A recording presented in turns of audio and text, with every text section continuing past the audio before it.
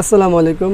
আবারও চলে আসলাম আপনাদের মাঝে আরেকটি পাওয়ার সাপ্লাই নিয়ে। তো আমাদের হাতে আজকে আছে হচ্ছে একটি ডেল ব্র্যান্ডের পাওয়ার সাপ্লাই এবং এটির মডেলটি হচ্ছে H250AD-00। তো এটা সমস্যাটা কি সেটা দেখবো, আর সেটা দেখতে হলে আমাদের ব্যাকপার্টটি খুলতে হবে। তো এখানে স্ক্রু আছে কয়টা? 4টা। তো চলুন আমরা এটির স্ক্রুগুলো খুলে নিই, তারপরে দেখি আসলে পাওয়ার সাপ্লাইটির সমস্যাটা কী।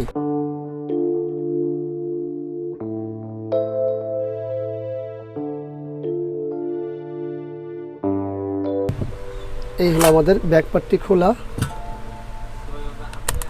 দেখুন অলরেডি ব্যাকপার্ট খুলতে না খুলতে দেখা যাচ্ছে, দেখতে পাচ্ছেন আপনারা। এই যে এখানে যে পাওয়ার আইসিটি আছে সেটি হলো ফিজিক্যালি ড্যামেজ হয়ে গেছে, পুড়ে গেছে, বার্ন হয়ে গেছে আর কি এইখানে। তো এই আইসিটি পোড়ার কারণ হলো কি? এটা ওভার ভোল্টেজের কারণ হতে পারে, আবার এমনি হতে পারে।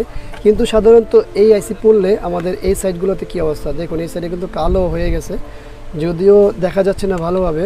তো আমরা একটু চেষ্টা করি দেখার জন্য যে আসলে এখানে কী কালো হয়েছে।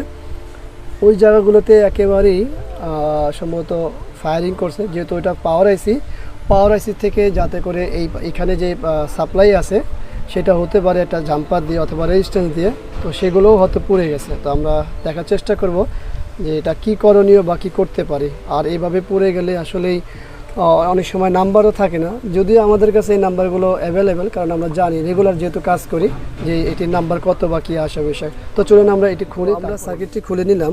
এখন এখানে যে অবস্থা আছে সেটা হলো এখানে কালো হয়ে গেছে। তো এখানে অবশ্যই জাম্পার অথবা রেজিস্ট্যান্স ছিল, সেটা আমাদের ভালো করে বুঝতে হবে যে আসলে এখানে কী ব্যবহার করা হয়েছে। সেই জন্য আমরা কী করব, কন্ট্যাক্ট দিয়ে জায়গাটা পরিষ্কার করে নিব। দেখুন মোটামুটি কিন্তু পরিষ্কার হয়ে গেছে।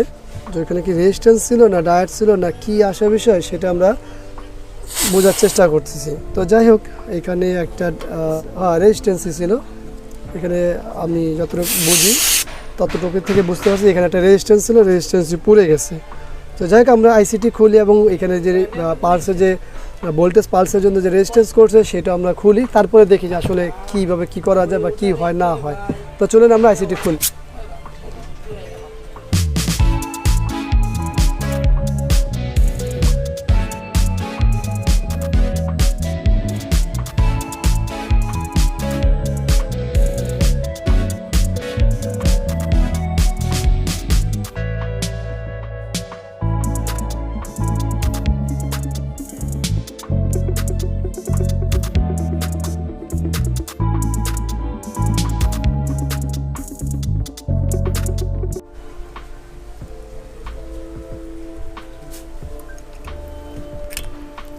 এই হল আইসিটি,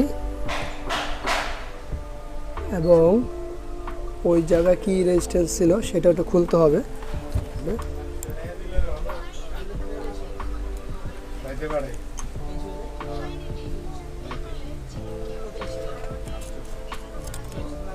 আমরা আইসিটি ব্যবহার করব, প্রয়োজনে আমরা রেজিস্ট্যান্সটিও ব্যবহার করব। তারপর দেখব যে আসলে রান হয় কিনা বা জাম্পার আসলে ছিল কিনা সেটা আমরা পরে দেখব। তো আমরা আগে সর্বপ্রথম আইসিটি লাগিয়ে নিই এবং দেখি যে আমাদের পাওয়ার সাপ্লাইটি ওকে হয় কিনা। তো চলুন আমরা আইসিটি বসাই।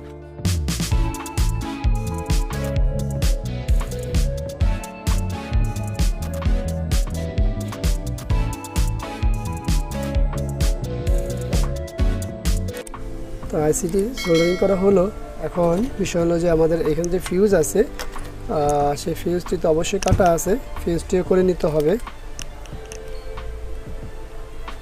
না, ফিউজটি ভালো আছে, ফিউজটি কেটে গেলে হয়তো আমাদের এই জাম্পার বা রেজিস্ট্যান্স এভাবে হতো না। তো যাই হোক, আমরা আমাদের চেষ্টা তো অবশ্যই করে যাব কি করা যায় বা কীভাবে হয়। আমরা এখানে সর্বপ্রথম যেটা করার আমাদের উদ্দেশ্য সেটা হলো যে আমরা এখানে একটি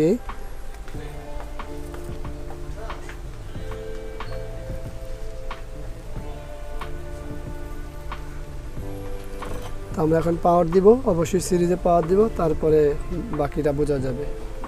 তার সাথে আমরা অবশ্যই পাওয়ারের যে ফ্যানটি আছে পাওয়ার সাপ্লাই, ফ্যানটি কানেকশন করব। এই হলো পাওয়ার সাপ্লাই ফ্যানটি, এবং আমরা আমাদের যে পাওয়ার সাপ্লাই চেকার সেটা সহযোগিতা নিব। আমরা এটাও কানেকশন করে নিই।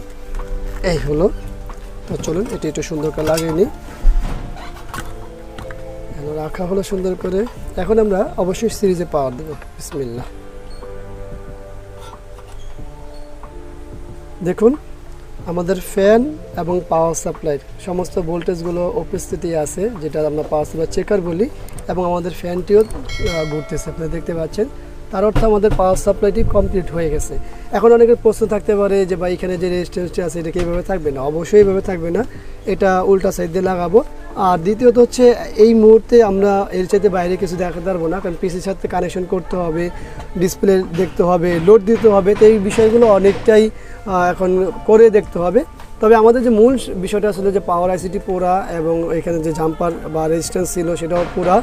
তো এটা আমরা কীভাবে কী করলাম সেটা আপনারা দেখতে পেলেন। তো আশা করবো এই ভিডিওর মাধ্যমে যে মেসেজটি সেটি হলো যে এই ধরনের পাওয়ার সাপ্লাইগুলো সমস্যা হলে রিপেয়ার হয়। তো আশা করবো মেসেজটি ভালো লাগবে। ভিডিওটি ভালো লাগলে অবশ্যই লাইক করবেন, কমেন্টস করবেন, শেয়ার করবেন, আর অবশ্যই আমাদের এই চ্যানেলটি সাবস্ক্রাইব করে রাখবেন, পাশে থাকা বেল বাটনটি চাপ দিয়ে রাখবেন। আবারও দেখাবো অন্য কোনো বিষয় নিয়ে। আজকের মতো এখানে বিদায়। আল্লাহ হাফেজ। আসসালামু আলাইকুম ওয়া রাহমাতুল্লাহি ওয়া বারাকাতুহু।